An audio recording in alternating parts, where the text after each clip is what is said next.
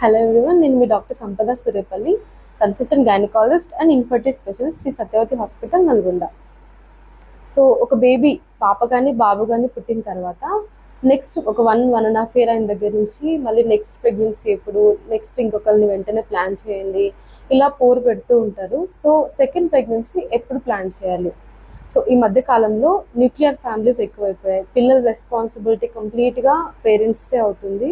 So most of the times చాలా మంది job holders ఉంటున్నారు, వైఫ్ అండ్ హస్బెండ్ బిజీగా ఉంటున్నారు, అండ్ ఇంకొంతమంది ఫైనాన్షియల్ స్ట్రెస్లో కూడా ఉంటున్నారు. సో ఇలాంటప్పుడు